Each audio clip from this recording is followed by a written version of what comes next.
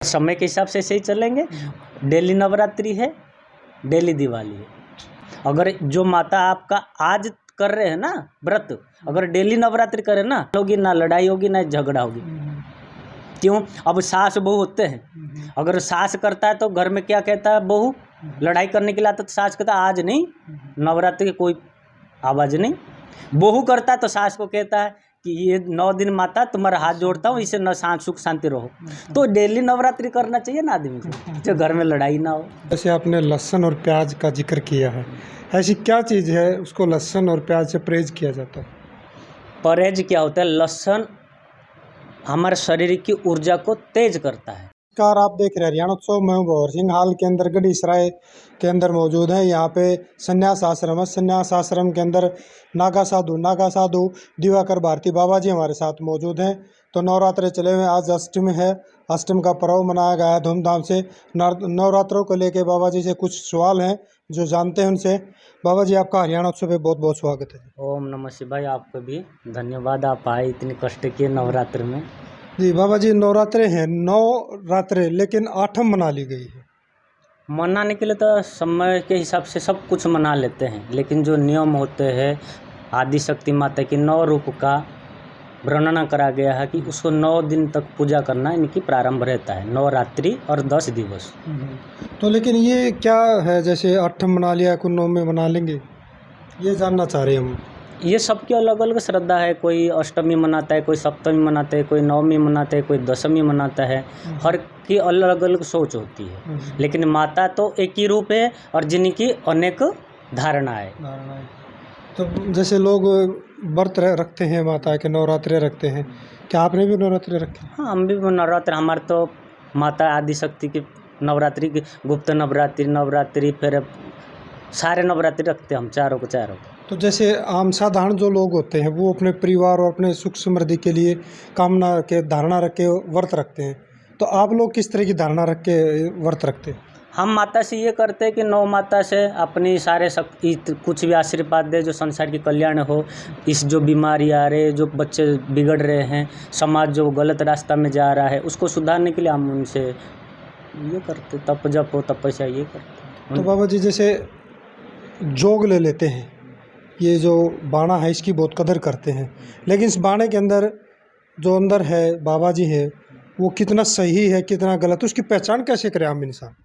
वो तो सामने वाला किस तरीके से देखता है। कोई गलत नहीं होता है, कोई बुरा नहीं होता है, कोई अच्छा नहीं होता है। सामने वाला जिस नज़र से देखता है वो उसको दूसरे आदमी उसी नज़र से दिखाई देता है। मैं गलत भी हूँ तो आप सही नज़र से देखोगे तो मैं सही लगूंगा, अगर मैं सही हूँ आप गलत नज़र से देखोगे तो भी मैं गलत वो कई बार आप कई बाणे की आड़ में लोगों को ठग ले जाते। हाँ, उनकी वो कर्म है, उनके वही कर्म करके वो अपने पेट पालन करते। कोई कर्म नहीं कर पाते तो वो एक तरीका ले लेते कि हम बावना पहन के मांग के खा लेंगे या कोई चीज़ करेंगे। देखो, साधु मतलब क्या होता है, ये नहीं है साधु मतलब हर एक कर्म अलग अलग होता है। कोई मांग के साधु बनता है, कोई संसार के लिए साधु बनता है, कोई खुद अपनी 7 पीढ़ी उद्धार करने के लिए साधु बनता है, कोई अपनी जीवन शैली को अलग दिशा दिखाने के लिए साधु, कोई समाज सेवा करने के लिए। हर तरीके के साधु होते हैं, इसमें हम किसी साधु के भावना के ऊपर नहीं कह सकते। अभी महाराज बाबा जी आपने कहा कि अपनी 7 पीढ़ी सुधारने के लिए कोई जोग लेता है। जैसे अब आप ही ले लीजिए, मान लीजिए आप ही हैं, आपने लिया, आपके जो पीढ़ी है, मान लीजिए उस परिवार में कोई दूसरा लड़का नहीं है कि यार वही बाबा बन जाता है, तो उसकी अगली संतान या अगली पीढ़ी तो चलेंगी नहीं। किसने कहा नहीं चलेगी जी। उसकी और सगा संबंध हो गए, भांजा होता है, भतीजे होते हैं, तो पीढ़ी तो चलता ही है ना। एक संतान अगर उसने सन्यास ले ली, उनने कितनी परिवार को उद्धार करता है, एक मामा का, एक पितृलोक का और एक अपनी जो समाज मतलब गांव जो होती है उस समाज का, 3 पीढ़ी उधारता है। तो वो एक माँ को एक पिता को तो छोड़ता है, लेकिन करोड़ पिता उसको मिलते, करोड़ माताएं मिलते, उनको सुधार करता है। तो कौन सा अच्छा है? अपनी माता पिता क्या सोचेगा कि मेरे पुत्र मेरे को न छोड़ के और सबको ये कर रहा है, तो इससे बड़ी भाग्यवान माता पिता कौन हो सकता है? तो दूसरे जो समाज है, जो जिनसे हमें जन्म मिलता है, उनके अलावा दूसरे माता पिता भी हमें मिलते हैं, उनकी संतान, उनका उद्धार करने के लिए वो जोग लेते हैं। नहीं, योग तो ये संसार की सेवा करने के लिए भी होता है। योग संसार की जो गलत मार्ग है, गलत दिशा में जा रहे हैं, हारी बीमारी, कोई तकलीफ, कोई परेशानी, उसके लिए भी होता है। कोई हर चीज़ की अलग अलग सोच होता है, हर इंसान की अलग अलग सोच होता है। जैसे कि मौसम बदलता है, ऐसे सबकी मन बदलता है, तो मन के ऊपर सब चलते हैं अपने आप। तो बाबा जी, अभी थोड़ी देर पहले आपने कहा कि युवा नशे की तरफ जा रहा है, उनको अच्छे मार्ग पर लाने के लिए आप कामना करते हैं। क्या आपके पास ऐसा विज़न है युवाओं को नशे से दूर करने के लिए और भक्ति मार्ग पे लाने के लिए? कोई ऐसा है उपाय या विज़न, या फिर आपके पास कोई योजना है? आप यहाँ पे क्यों आए? कोई विजन आपको लगी? आप देखे कि साधु बैठे, संत बैठे, हम आएंगे, आप कुछ पल हमारे पास बिताओगे तो आप हमारे सामने तो नशे के लत में नहीं आ सकते हो। तो जो समय हमारे पास कोई भी युवा आता है, चाहे बच्चा आता है, चाहे बुजुर्ग आता है, जो समय हमारे पास बिताता है ना, वो नशे को भूल जाता है। तो वो समय जो अगर वो नशे को भूल सकता है, अगर वो हमारे साथ रहे, यार हमारा कोई वाणी उनको लग जाए और सुधर जाए, ये हमने कोई गारंटी नहीं देते कि आपको मैंने सोने का बना दूंगा। हम ये मार्ग देखते कि उनके कान में कुछ बात डाला जाए जिसमें उसकी परिवर्तन हो, सोच परिवर्तन हो, मन परिवर्तन हो, उस चीज़ को हम देखते हैं। अगर किसी के हो जाता है तो माता का आशीर्वाद होता है, सामने वाला बदल जाता है, सब जय जयकार करते कि गुरु जी ने कर दी। तो साधु का अर्थ होता है समाधान, साधु का अर्थ है संसार की रक्षा, साधु का अर्थ होता है सही रास्ता दिखाना, सतमार्ग दिखाना। तो जैसे युवाओं को सतमार्ग दिखाने के लिए कोई अभियान की शुरुआत करने की कोई आगे भविष्य में प्लान है आपके पास? अभियान क्या, जितने समय तक हमारा शरीर रहेगा, चाहे 1 हो, 10 हो, 5 हो, जो भी 5 आदमी आके बैठते उठते बातचीत करते, उनको सही मार्ग में लेने की हम कुछ उनको समझाते, बुझाते, दिखाते और परीक्षित करके भी दिखाते कि आप करके इस चीज़ को देखो और ना करके देखो। तो ये चीज़ें उनके ऊपर हम अभिज्ञता करके उनको बता के फिर उनको सिखाते। अगर वो सीखे तो सही बात है, नहीं सीखे तो अपनी। आप भी युवा हैं, युवाओं को क्या संदेश देंगे? माता पिता का सेवा करो, गुरुजन की आदर करो, पढ़ाई करो, सतमार्ग सतपथ जाके अपनी परिवार पालन करो। बदमाशी के 2 दिन ही है, लेकिन नींद कभी नहीं आता। सतमार्ग की 100 दिन है, लेकिन नींद हर दिन आता। इसके लिए कोई भी मार्ग चुनने से पहले आगत, वर्तमान, भविष्य, इसको सोच के चुनना चाहिए। ये नहीं कि हम क्रोध में ये काम कर देंगे, क्रोध में हम गलत काम कर दे। जितनी क्रोध होगा मन को उतनी शांत रखो, जितनी शांति रखोगे उतनी सतपथ सतमार्ग मिलेगा। गर्मी हो रहा है, एसी लगा देते हो, तो क्रोध को भी आप एसी लगाओ। आप किसी की बात पे विचलित हो गए, वो विचलित की जगह पंखा चालू कर दो, ठंडे हो जाओगे। माता पिता के चरण में बैठ जाओ, आप ठंडे हो जाओगे। पिता की वाणी, मतलब पिता जो कहता है उसकी बात को एक बार बैठ के शांति से आपने ध्यान करके सुनो, तो उसमें भी ठंडा हो जाओगे। क्रोध तब तक हमारा उत्तेजित होता है जब क्रोध को हम उत्तेजित करते हैं अपने शरीर में। इसी के लिए माता का जो नवरात्रि होता है, सतमार्ग, सतपथ, सतदिशा की, इसके लिए नवरात्रि मतलब शांत मम चित भाव। जैसे कि हमने व्रत करते हैं, आपके घर में माता ने व्रत करा है, आपके घर में मदिरा नहीं चलेगी। हर दिन नहीं कहेगा, नहीं तो एक दिन कहेगा मैंने तो जोत लगा रखा हूँ, लठ दूंगा मेरे दरवाजे पे आएगा पी के। तो नॉन वेज नहीं खाओगे, लहसुन प्याज नहीं खाओगे, ठीक है, और घर में लड़ाई झगड़ा नहीं होगा। एक बात बताइए, 9 दिन में अगर हमारे घर में इतनी परिवर्तन होता है, अगर हम रोज नवरात्रि बनाए तो कितनी परिवर्तन होगा।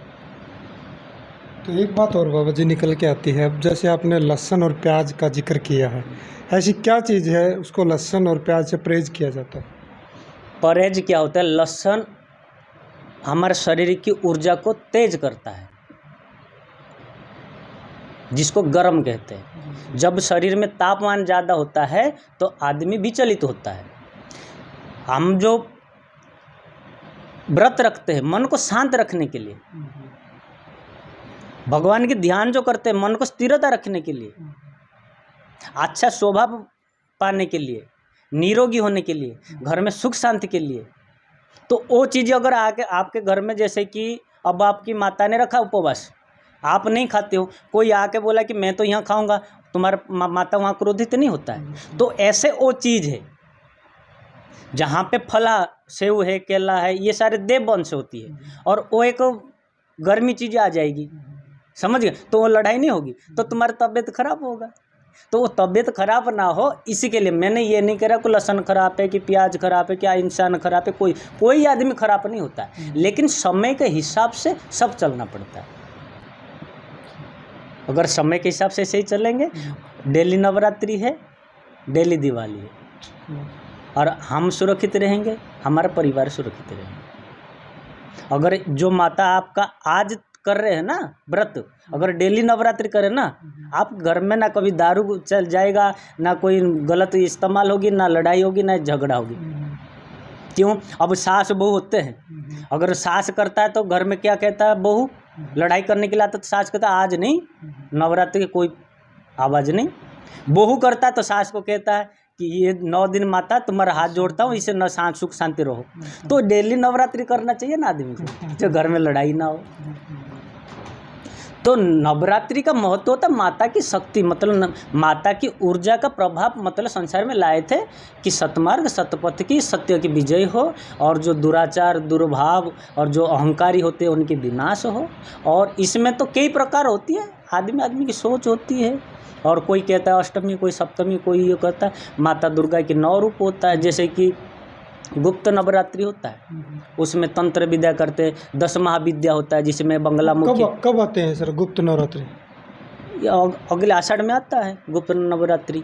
तो उसमें क्या होते, तांत्रिक होते हैं, उनने क्या 10 महाविद्या करते, लेकिन वह माता ने आशीर्वाद इसी के लिए देते कि अच्छी काम करने के लिए, लेकिन वो गलत मार्ग में ले लेते। इसके लिए तो माता ने तो कह के नहीं दिया कि भाई तू गलत कर बोल के, तो हर चीज़ के, जैसे कि रामचंद्र जी ने जब रावण से युद्ध करने के लिए गए थे, तब उनने माता की उपवास रह के फिर जाके लड़ाई करे थे। जब वो समाप्त हुआ तो विजयदशमी मना गया, वो हम दीपावली में उसकी पर्व मनाते हैं।